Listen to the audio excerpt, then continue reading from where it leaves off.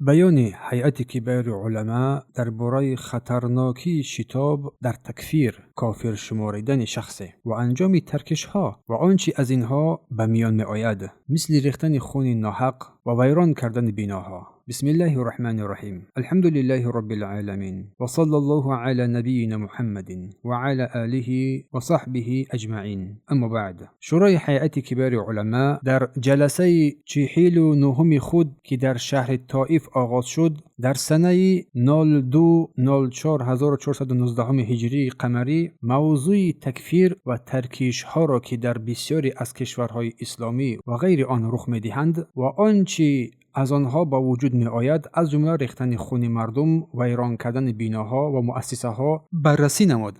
با توجه به خطرناکی این کار و پیامدهای سخت چون کشته شدن افراد بیگناه، از بین رفتن مالهای حفظ شده، ترسانیدن مردم و ناآرامی امنیت آنها، شورا ضرور دانست که بیان نامه صادر نماید تا حکم شرعی این عملها را بیان کند، برای نصیحت به خاطر الله و بندگانش، اجرای وظیفه شرعی و برطرف کردن اشتباه و فهم آنهایی که شبهه دارند. میگوییم و بالله توفیق، با توفیق الله. اولا، تکفیر حکم شرعی است که صلاحیت آن فقط به الله سبحانه و تعالی و پیامبرش است، چون طوری که حلال و حرام و واجب به الله و رسولش وابسته است. همچنین تکفیر نیز همین گناه است. نه هر چیزی که به کفر نسبت داده می شود حتما کفر اکبر است که انسان را از دایره اسلام خارج کند، چون که حکم تکفیر به الله و رسول او صلی الله علیه و سلم برمیگردد. پس جایز نیست کسی را کافر شماریم مگر آنکه قرآن و سنت با دلیل روشن کفرش را ثابت کرده باشد. فقط با گمان و شبهه کافر شماردن درست نیست، زیرا تکفیر پیامدهای بسیار خطرناک دارد. اگر حدها یعنی جزاهای شرعی با وجود آنکه پیامدهایشان کمتر از تکفیر است، با شبهه از اجرا باز داشته می شود، پس تکفیر بیشتر سزاوار است که با شبهه اجرا نشود. از همین سبب پیامبر الله صلی الله علیه و سلم هشدار داد که کسی را به حق کافر نشمریم و فرمودند: ایوم امرئ قال لاخیه یا کافر، هر کس با برادرش بگوید ای کافر، فقد باء بها احدهما، این گناه به دوش یکی از آنها می رود. این کان کما قال، اگر گفتار او درست باشد به دوش آن کس می ماند، و الا رجعت علیه، وگرنه به خود او برمیگردد. روایت بخاری تحت رقم 6104. گاهی در قرآن و سنت چیز ذکر می شود که ظاهرش دلالت می کند که گفتار یا عمل یا اعتقاد کفر است، اما شخصی که آن را انجام داده به سبب وجود مانع مانند جهل، تعویل یا مجبوری کافر نمی گردد. و این حکم نیز مثل دیگر احکام شرعی تنها وقت تطبیق می شود که سببها و شرطهایش موجود و مانعها از آن برطرف شده باشد، مثل میراث که سبب آن قرابت خویشتباری است، اما ممکن است کسی با سبب وجود مانع یا مانعگی مثل اختلاف دین از میراث محروم بماند. همین طور ایمانداری، کسی که مجبور شده است اگر کلمه کفر بگوید به سبب مجبوری کافر نمی شود.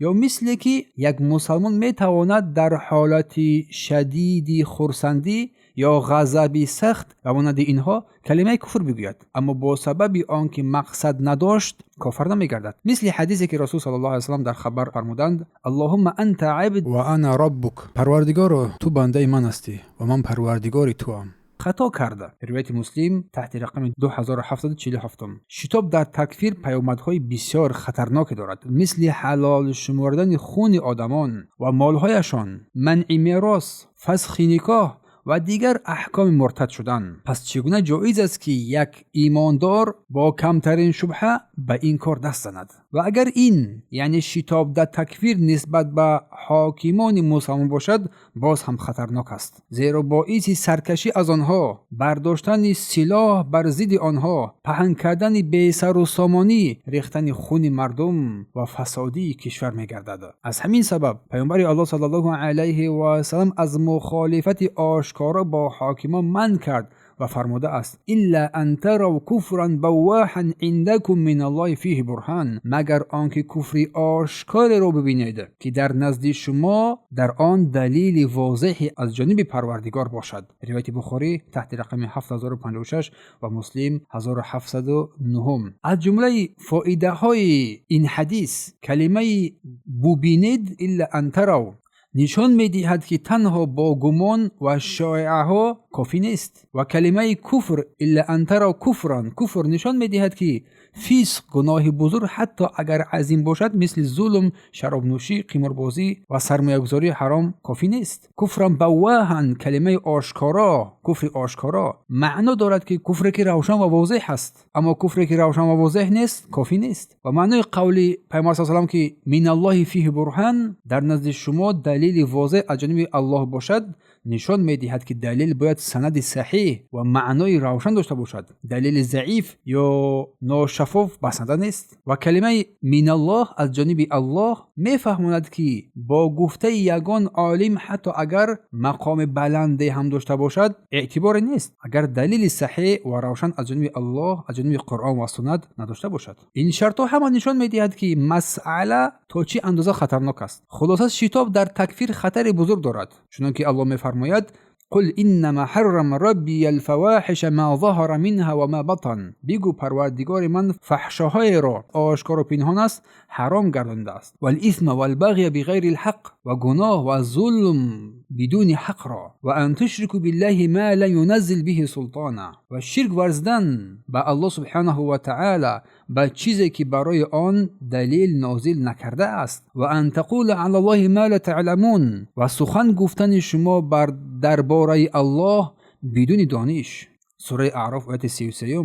دوم، آنچه از این اعتقاد نادرست به وجود می آید حلال شمردن ریختن خون مردم، ریزاندن آبروی مردم، گرفتن مالهای آنها خصوصی و عمومی، ترکاندن خانه ها و واسطه های نقلیات نیست، و ویران کردن مؤسسه ها، انشاءات ها. این گناهکارها و مانند اینها از نظر شریعت حرام باشد با اجماع، یعنی اتفاق همه مسلمانان، زیرا در آنها تحقیر حرمت جانی محافظ شدگان است، تحقیر حرمت مال است، تحقیر امنیت و آرامش و تحقیر زندگی مردم است که در خانه‌هایشان و روزگارشان با امنیت، آرایش و آسایش زندگی میکنند. همچنین ویران کردن منفعت‌های عمومی که مردم در زندگی خود به آنها نیاز دارند. اسلام آنها را آبروها، این اسلام مالها، آبروها و جسمهای مسلمانها را حفظ کرده است و حرام گردانده است به یکدیگر، با آنها تجاوز شدن را نیز، و در این مسئله سخت تاکید شده است. پیامبر الله از جمله سخنان آخرین که پیامبر الله صلی الله علیه و سلم به امتش رساندند در خطبه حجة الوداع که فرمود این دماءکم و اموالکم و اعراضکم علیکم حرام، بدرسی خون شما، مالهای شما و آبروی شما بر شما حرام است، که حرمت یومکم هذا، مثل حرام بودن این روزتان، و فی شهرکم هذا، در این ماهتان، و فی بلدکم هذا، و در این شهرتان. و فرمودند که الا هل بلغت، سپس فرمودند آیا رسانیدم؟ اللهم اشهد، پروردگارا شهادت بده. روایت بخاری و مسلم. و همچنین در حدیث دیگری فرمودند که کل مسلم علی مسلم حرام دمه و ماله و عرضه، هر چیز مسلمان بر مسلمان حرام است، خونش، مالش و آبرویش. روایت مسلم تحت رقم 2564. و نیز فرمودند اتقوا الظلم، از ظلم بپرهیزید، فان الظلم ظلمات یوم القیامه، زیرا ظلم در روز قیامت به صورت تاریکی ها ظاهر می شود. ظلم تاریکی روز قیامت است. روایت مسلم تحت رقم 2578. و همچنین در بخاری به تحت لفظ ظلم در روز قیامت تاریکی ها خواهد بود. الله متعال نیز به سختی تهدید کرده است کسانی را که شخص بیگناه را به قصد میکشند و فرمود و من یقتل مؤمنا متعمدا فجزاؤه جهنم، هر کسی که مؤمن را قصداً بکشد جزای او جهنم است، خالدا فیها، که در آنجا جاودانه میماند، و غضب الله علیه، و الله بر او غضب میکند، و لعنه، و او را لعنت میکند، و اعد له عذابا عظیما، و برای او یک عذاب بزرگی را آماده کرده است. سوره نساء آیه 93. و همچنین درباره کافری که زیر عهد و امانت مسلمانان قرار دارد. حتی اگر با اشتباه کشته شود فرموده است و این کان من قوم بینکم و بینهم میثاق فدیه مسلمه الی اهله و تحریر رقبه مؤمنه. و اگر آن شخص از قوم باشد که میان شما و آنها عهد است و این کان من قوم بینکم و بینهم میثاق فدیه مسلمه الی اهله و تحریر رقبه مؤمنه. و اگر آن شخص از قوم باشد که میان شما و آنها عهد است، پس باید از خانواده اش دیه داده شود و یک غلام مؤمن آزاد کرده شود. سوره نساء آیه 92. پس اگر کافری که در پناه مسلمانان است، حتی اگر با اشتباه کشته شود باید دیه و کفاره داده شود. پس چی رسد با آن که قصدن کشته شود؟ بدون شک و تردید از این گناه و سنگین‌تر نخواهد بود. و به صورت صحیح از رسول الله صلی الله علیه و سلم روایت شده است که فرمودند: من قتل معاهدا لم یرح رائحة الجنه. هر کس که عهد داشته را، یعنی آن که با مسلمانان عهد و امانت دارد، بکشد، بوی بهش را هم نمیبیند. با روایت صحیح. سوم، شورای هیئت کبار علما هنگامی که حکم کافر شماردن مردم را بدون دلیل از کتاب الله و سنت پیامبر صلی الله علیه و سلم بیان میکند و خطر این کار را یادآور می شود که چی بلای و گناهان بزرگ از آن با وجود می آید. به جهان اعلان می دارد که اسلام از چنین اعتقاد نادرست بیزار است. و آنچه در بعضی کشورها از ریختن خون بیگانگان، ترک کردن خانه ها، ماشین ها، مؤسسه های دولتی و خصوصی و خراب کردن بیناها رخ می‌دهد، یک کار جنایتکارانه است که اسلام از آن بیزار است. و همچنین هر مسلمانی که به الله و روز قیامت ایمان دارد از چنین کارها بیزار است. این تنها کار یک فرد است که فکری منحرف، گمراه شده و اعتقادی باطل دارد. او خود گمراه است و جنایت خود را به دوش میگیرد. این عمل به اسلام یگان رابطه ندارد، به اسلام یگان ذره ربط ندارد و به مسلمانی که به هدایت اسلام عمل میکنند و کتاب الله و سنت پیامبر صلی الله علیه و سلم میچسبند و بر رسمان محکم الله مستحکم میشوند نیز ربط ندارد. این تنها فساد و جنایت است که شریعت و فطرت سلیم آن را قبول ندارد. از همین سبب متنهای قاطع شریعت این کار را حرام دانسته است و از همنشینی با چنین افراد هشدار داده است. الله می‌فرماید: و من الناس من یعجبک قوله فی الحیاة الدنیا. و بعضی از مردم هستند که سخنانشان در زندگی دنیا تو را به حیرت می‌اندازد و یشهد الله علی ما فی قلبه و هو الد الخصام. و الله گواه می‌دهد به آنچه که در دلهایشان است، ولی آنها سخت‌ترین دشمنانند. و اذا تولى سعى فی الارض لیفسد فیها و یهلک الحرث والنسل والله لا يحب الفساد. و چون روی گردانند میکوشند در زمین فساد کنند و زراعت و نسل مردم را نابود سازند و الله فساد را دوست نمی‌دارد. و اذا قیل له اتق الله اخذته العزة بالاثم فحسبه جهنم و بئس المهاد. و چون به آنها گفته شود از الله بترسید، آنها از روی افتخار و گناه باز هم بیشتر میکنند، پس بسنده است برایشان جهنم و چی به جایگاه است. سوره بقره آیه 204-206. و واجبات همه مسلمانان در هر جا چنین است: به حق وصیت کردن و یکدیگر را نصیحت نمودن، به کارهای نیک و پرهیزگاری همکاری کردن، به کارهای گناه و تجاوزکاری همکاری نکردن، امر بر معروف و نهی از منکر با حکمت و نصیحت نیکو و بحث با راهی که بهتر است. الله می‌فرماید: و تعاونوا علی البر و التقوی. و با کارهای نیک و تقوا و پرهیزگاری همدیگر را دستگیری نمایید. ولا تعاونوا علی الاثم والعدوان. و همدیگر را در اسم و گناه و تجاوزکاری دستگیری نکنین. و اتقوا الله، از پروردگار بترسید. ان الله شدید العقاب. بدرستی که الله شدید العقاب است، عذاب سخت میدهد، عذاب سخت دارد. سوره مائده آیه 2. و نیز فرمود: والمؤمنون والمؤمنات بعضهم اولیاء بعض یأمرون بالمعروف و ینهون عن المنکر. مؤمنان و زنان مؤمن دوستان یکدیگرند، به کارهای نیک امر میکنند و از کارهای بد منع میکنند. و یقیمون الصلاة و یؤتون الزکات و یطیعون الله و رسوله. و نماز را برپای می‌دارند و زکات را می‌دهند و الله و رسول الله را اطاعت و فرمانبرداری می‌کنند، اولئک سیرحمهم الله، اینا هستند که الله آنها را شایسته رحمت خود قرار می‌دهد. ان الله عزیز حکیم، زیرا الله سبحانه و تعالی غالب و دانا. سوره توبه آیه 71. و نیز فرمود والعصر، قسم به عصر، ان الانسان لفی خسر، به درستی که انسان در خسارت و هلاکت تام است، الا الذين آمنوا، مگر آن کسانی که ایمان آوردند و عملوا الصالحات و عملهای شایسته و نیکو انجام دادند، و تواصوا بالحق، و به سوی حق نیکویی وصیت کردند، و تواصوا بالصبر، و در این صبر کردند. سوره عصر آیه 1.